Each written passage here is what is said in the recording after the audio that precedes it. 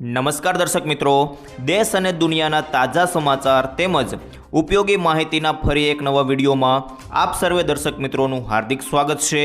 તો આવા જ સમાચાર દરરોજ સૌથી પહેલાં જાણવા માટે આપણી ચેનલ ગુજરાત લાઈવ 24ને સબસ્ક્રાઈબ કરી લેજો। તો મિત્રો, આજના પ્રથમ સમાચાર વિશે વાત કરીએ તો ગુજરાતમાં વરસાદે ધબધબાટી બોલાવી। જી હા મિત્રો, 154 તાલુકામાં મેઘમહેર જોવા મળી। મહીસાગર જિલ્લાના બાલાસિનોર તાલુકામાં ગત રાત્રે માત્ર 4 કલાકમાં અંદાજે 4 ઇંચ વરસાદ નોંધાયો હતો, જ્યારે છેલ્લા 22 કલાક દરમિયાન કુલ 6 ઇંચ જેટલો વરસાદ વરસ્યો હતો। રાજ્યના અન્ય વિસ્તારોમાં પણ વરસાદી માહોલ રહ્યો હતો। ભિલોડામાં 2.95 ઇંચ, સતલાસણામાં 2.87 ઇંચ, ઘોઘંબામાં 2.60 ઇંચ, કડવળમાં 2.5 ઇંચ અને ખાસ કરીને રાજ્યના કુલ 154 તાલુકામાં વરસાદ પડ્યો હતો, જેમાંથી 8 તાલુકામાં 1 ઇંચથી વધારે વરસાદ નોંધાયો હતો અને શહેરો અને ગ્રામ્ય વિસ્તારોમાં રસ્તાઓ પર પાણી ભરાવાની સ્થિતિ પણ સર્જાઈ હતી। 15 જિલ્લામાં યલો એલર્ટ જાહેર કરવામાં આવ્યું છે અને આજે પણ વરસાદની શક્યતા છે તેવું જાહેર કરવામાં આવ્યું છે।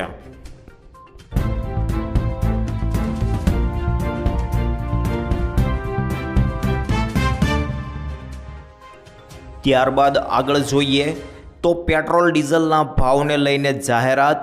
જી હા મિત્રો, કેન્દ્રીય મંત્રી સુરેશ ગોપીએ સ્પષ્ટતા કરી કે વૈશ્વિક સ્તરે ક્રૂડ ઓઇલના ભાવમાં ઘટાડો થયો હોવા છતાં ભારતમાં પેટ્રોલ અને ડીઝલના ભાવ તાત્કાલિક ઘટશે નહીં। વૈશ્વિક સ્તરે ક્રૂડ ઓઇલના ભાવમાં ઘટાડો થવા ખાસ કરીને સામાન્ય જનતાને રાહતની આશા વચ્ચે કેન્દ્રીય પેટ્રોલિયમ અને કુદરતી ગેસ રાજ્યમંત્રી સુરેશ ગોપીએ એક મહત્વપૂર્ણ નિવેદન આપ્યું। મંત્રી સુરેશ ગોપીએ ગુરુવારે સ્પષ્ટતા કરી કે વૈશ્વિક સ્તરે ક્રૂડ ઓઇલના ભાવમાં ઘટાડો થવાથી ભારતમાં પેટ્રોલ અને ડીઝલના ભાવ તાત્કાલિક ઘટશે નહીં। પશ્ચિમ એશિયા કટોકટી અને હોર્મુઝ સ્ટ્રેટમાં શિપિંગ ટ્રાફિકમાં વધારો થવાને કારણે તેલ કંપનીઓને થયેલા 12,000 કરોડના નુકસાનનો ઉલ્લેખ કરતા મંત્રીએ કહ્યું કે પરિસ્થિતિ સામાન્ય થવામાં સમય વધારે લાગશે।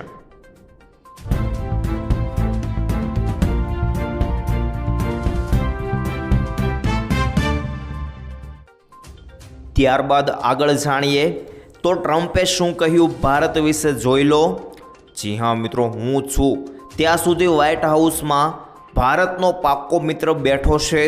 આ ઉપરાંત તેમણે કહ્યું કે મોદી આમ શાંત છે પણ પોતાની શરતો મનાવવા માટે કડક માણસ છે।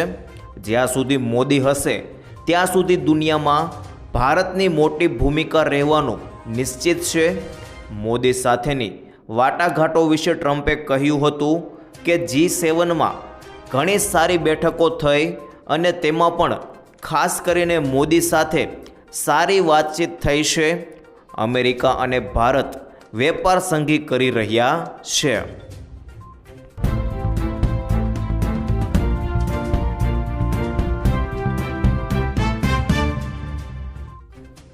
ત્યારબાદ આગળ જોઈએ તો ચોમાસાને લઈ શું કહ્યું અંબાલાલે। જી હા મિત્રો, ગુજરાતમાં ચોમાસાની આતુરતાપૂર્વક રાહ જોઈ રહેલા ખેડૂતો અને નાગરિકો માટે હવામાન નિષ્ણાત અંબાલાલ પટેલે મોટી આગાહી કરી છે। આગાહી દિવસોમાં રાજ્યમાં વરસાદની ધમાકેદાર એન્ટ્રી થવા જઈ રહી છે। અંબાલાલ પટેલના જણાવ્યા મુજબ 20 જૂન સુધી મૃગશીર્ષ નક્ષત્રનો વરસાદ જોવા મળશે, જે હાલ પ્રી મોન્સૂન એક્ટિવિટી હેઠળ વરસી રહ્યો છે। જો કે આ પ્રારંભિક વરસાદને કારણે કૃષિ કાર્યોમાં રોગ અને જીવાતનો ઉપદ્રવ વધવાની સંભાવના પણ વ્યક્ત કરવામાં આવી છે, જેથી ખેડૂતોએ સાવચેત રહેવું પડશે। અને મિત્રો, સૌરાષ્ટ્ર અને દક્ષિણ ગુજરાતમાં ભારે વરસાદ, જેમાં ખેડૂતો માટે સૌથી મહત્ત્વના સમાચાર એ છે કે 23 જૂનથી આદ્રા નક્ષત્રના વરસાદની સંભાવના છે. 23 થી 26 જૂન દરમિયાન રાજ્યના અનેક વિસ્તારોમાં સારો વરસાદ નોંધાશે, જેને પગલે 23 જૂનથી જ રાજ્યમાં વાવણી લાયક વરસાદની પૂરેપૂરી શક્યતા છે. આ સમયગાળા દરમિયાન ખાસ કરીને દક્ષિણ ગુજરાત અને દક્ષિણ સૌરાષ્ટ્રના વિસ્તારોમાં ભારે વરસાદ પડી શકે છે. આ સિવાય મધ્ય અને ઉત્તર ગુજરાતમાં પણ સાર્વત્રિક અને સારો વરસાદ થવાની અપેક્ષા રાખવામાં આવી રહી છે.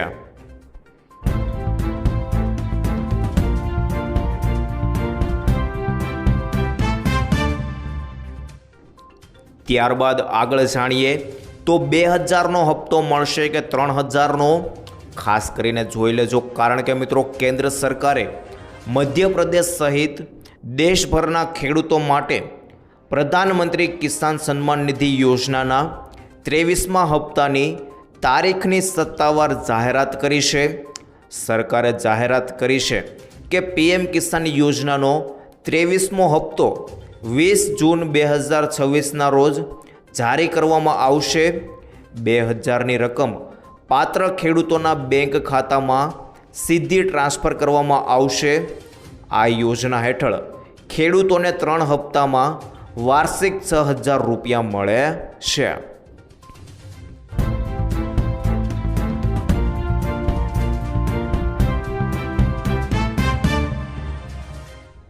ત્યારબાદ આગળ જોઈએ તો દિલ્હીમાંથી મોટું કાવતરું પકડાયું. જી હા મિત્રો, દિલ્હી પોલીસના સ્પેશિયલ સેલે પાકિસ્તાનની ગુપ્તચર એજન્સી ISI દ્વારા સમર્થિત આતંકવાદી ગુનાહિત નેટવર્ક પર કાર્યવાહી વધુ તીવ્ર બનાવી છે. આ આતંકવાદી મોડ્યુલના 5 વધુ સભ્યોની ધરપકડ કરવામાં આવી છે. તપાસમાં જાણવા મળ્યું છે કે આ મોડ્યુલ ISI સાથે જોડાયેલા હેન્ડલર શહજાદ ભટ્ટી દ્વારા સંચાલિત હતું. આ નેટવર્ક સાથે સંકળાયેલા અન્ય 3 આરોપીની અગાઉ ધરપકડ કરવામાં આવી હતી. આ નવી ધરપકડો સાથે કુલ 8 શંકાસ્પદોની ધરપકડ કરવામાં આવી છે.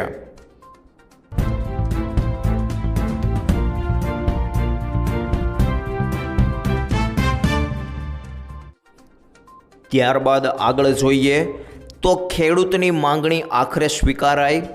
જી હા મિત્રો, ખંભાળિયા તાલુકાના લાલુકા ગામના ખેડૂતોની જમીનમાંથી પસાર થતી વીજ લાઇનના વળતર અંગે લાંબા સમયથી ચાલી રહેલા વિવાદનો આખરે સુખદ અંત આવ્યો છે. સ્થાનિક યુવા આગેવાનોની સતત મહેનત અને યોગ્ય મધ્યસ્થતાના કારણે ખેડૂતોના આ મહત્ત્વના પ્રશ્નનું સફળ નિરાકરણ લાવવામાં સફળતા મળી છે.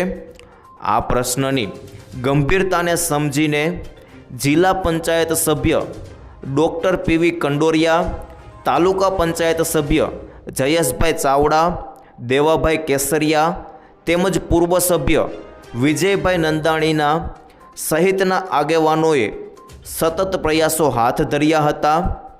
આ આગેવાનોએ ખેડૂતોના હિત માટે વીજ કંપનીના જવાબદાર અધિકારીઓ સાથે શ્રેણીબદ્ધ બેઠકો અને સચોટ રજૂઆતો કરી હતી. આગેવાનોની આ અથાગ મહેનત રંગ લાવી છે અને કંપની દ્વારા ખેડૂતોની માંગણીઓ સ્વીકારીને તેમને યોગ્ય તેમજ વ્યાજબી વળતર આપવા માટે સત્તાવાર સહમતિ દર્શાવવામાં આવી છે. લાંબા સમય બાદ પોતાની પડતર માંગણીઓ સંતોષાતા અને યોગ્ય વળતર મળવાના રસ્તા સાફ થતાં લાલુકા ગામના ખેડૂતોમાં ભારે ખુશી અને સંતોષની લાગણી વ્યાપી ગઈ છે. ખેડૂતોએ યુવા આગેવાનોની આ નિષ્ઠાપૂર્વકની લડત અને મધ્યસ્થતાની કામગીરીને બિરદાવીને તેમનો હૃદયપૂર્વક આભાર વ્યક્ત કર્યો હતો. બીજી તરફ સફળતાપૂર્વક પ્રશ્ન ઉકેલાયા બાદ આગેવાનોએ પણ જણાવ્યું હતું કે ખેડૂતોના પ્રશ્નો અને તેમના અધિકારી હંમેશા તેમની પ્રાથમિકતા રહેશે અને ભવિષ્યમાં પણ ખેડૂતોના હિત માટે તેઓ આ જ રીતે સતત કાર્યરત અને પ્રતિબદ્ધ રહેશે।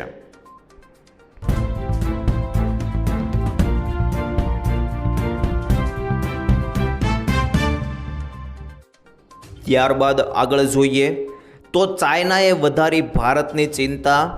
જી હા મિત્રો, બ્રહ્મપુત્ર પર ચીનનો નવો મેગા ડેમ। ભારતની સરહદ નજીક ચીનના આ પગલાંથી શા માટે વધ્યું તણાવ, તેને લઈને વાત કરીએ તો ભારત અને ચીન વચ્ચેના સંબંધોમાં સરહદી વિવાદો તો વર્ષોથી ચાલી રહ્યા છે, પરંતુ હવે ચીને એક નવી અને વધુ ખતરનાક રણનીતિ અપનાવી છે। ચીને તિબેટમાં યાલુંગ ત્સાગો નદી એટલે કે મિત્રો જે ભારતમાં પ્રવેશ્યા પછી બ્રહ્મપુત્ર તરીકે ઓળખાય છે, એના પર એક વિશાળ હાઇડ્રો ઇલેક્ટ્રિક ડેમ બનાવવાનું કામ શરૂ કરી દીધું છે। નિષ્ણાંતો ચેતવણી આપે છે કે જો નદી ઉપરના પ્રવાહ પર આટલો મોટો ડેમ બાંધવામાં આવે તો તે નદીના કુદરતી પ્રવાહને સંપૂર્ણપણે બદલી શકે છે। આ માત્ર પર્યાવરણીય સમસ્યા નથી, પરંતુ એક વ્યૂહાત્મક ખતરો પણ છે। વિવાદની સ્થિતિમાં ચીન આ ડેમનો ઉપયોગ વોટર વેપન એટલે કે મિત્રો પાણીના હથિયાર તરીકે કરી શકે છે। ચીન જ્યારે ઈચ્છે ત્યારે પાણીના પ્રવાહને રોકી શકે છે અથવા તો અચાનક છોડીને નીચાણવાળા ભારતીય વિસ્તારોમાં વિનાશક પૂર લાવી શકે છે।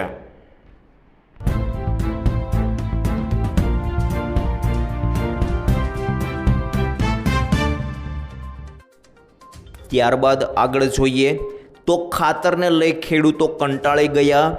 જી હા મિત્રો, ખાતર માટે ડિજિટલ રઝળપાટ જેમાં FSAS એપ્લિકેશન ખેડૂતો માટે માથાનો દુખાવો બની। ગુજરાતના ખેડૂતો હાલમાં ચોમાસાની વાવણીની સિઝનના સૌથી મહત્ત્વના તબક્કામાંથી પસાર થઈ રહ્યા છે। આ સમયગાળો ખેડૂતો માટે ખૂબ જ નિર્ણાયક હોય છે, કારણ કે આ સમયે જ તેમને ખાતર અને બિયારણની સૌથી વધુ જરૂર હોય છે। પરંતુ ખેતીના કામોમાં વ્યસ્ત રહેવાને બદલે ખેડૂતો અત્યારે મોબાઈલ એપ્લિકેશનો અને ઓનલાઈન પોર્ટલની માયાજાળમાં ફસાયા છે। ખાસ કરીને સાબરકાંઠા અને નવસારી જિલ્લામાં ખાતર વિતરણ માટે શરૂ કરવામાં આવેલી FSAS એપ્લિકેશન સામે ખેડૂતોમાં ભારે આક્રોશ અને અસંતોષ જોવા મળી રહ્યો છે।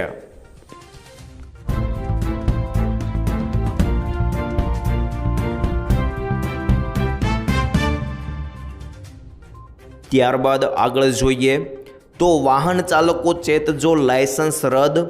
જી હા મિત્રો, નવા નિયમો અનુસાર ઈ ચલણ મળ્યા બાદ વાહન ચાલક અથવા વાહન માલિકને 45 દિવસ સુધી વાંધો અથવા ફરિયાદ નોંધાવવાની તક આપવામાં આવશે। જો આ સમયગાળા દરમિયાન કોઈ રજૂઆત કરવામાં નહીં આવે તો ચલણ સ્વીકારવામાં આવ્યું હોવાનું માનવામાં આવશે। ત્યારબાદ પણ જો દંડની રકમ ભરવામાં નહીં આવે તો સંબંધિત વાહનને નોટ ટુ બી ટ્રાન્ઝેક્ટેડ એટલે કે મિત્રો બ્લોક શ્રેણીમાં મૂકી દેવામાં આવશે। 45 દિવસ સુધી તમે ફરિયાદ નોંધાવી શકશો। વાહન બ્લોક શ્રેણીમાં મુકાયા બાદ RTOમાં વાહન સંબંધિત કોઈ પણ વહીવટી પ્રક્રિયા થઈ શકશે નહીં। સરકારી ટેક્સ ભરવાની સુવિધા સિવાય અન્ય કોઈ પણ સેવાઓ તમારા પર પ્રતિબંધ લાગી જશે। વાહનના ટ્રાન્સફર, પરમિટ, NOC અથવા અન્ય સેવાઓ પણ અટકી શકે છે। આ નવા સુધારાની સૌથી કડક જોગવાઈ એ છે કે જો કોઈ એક જ વાહન માલિક અથવા ડ્રાઈવરને 1 વર્ષની અંદર 5 કે તેથી વધુ વખત ટ્રાફિક નિયમોના ભંગ બદલ ઈ ચલણ ઇસ્યુ કરવામાં આવશે તો તે વાહન ચાલકનું ડ્રાઇવિંગ લાયસન્સ તાત્કાલિક ધોરણે સસ્પેન્ડ કરવાની કાયદેસરની કાર્યવાહી પ્રાદેશિક પરિવહન કચેરી એટલે કે મિત્રો RTO દ્વારા હાથ ધરવામાં આવશે।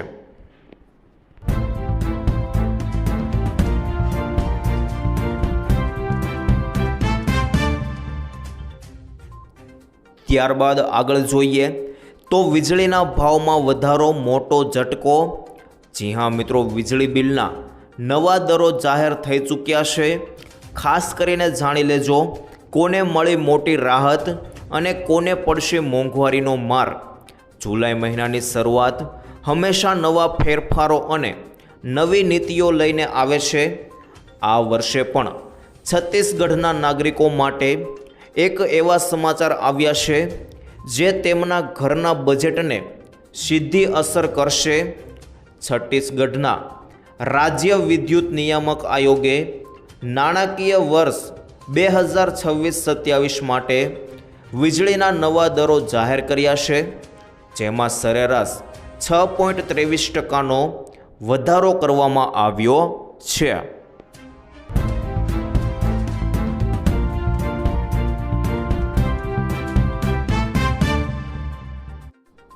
ત્યારબાદ આગળ જોઈએ તો સોના ચાંદી ખરીદતા પહેલાં જોજો.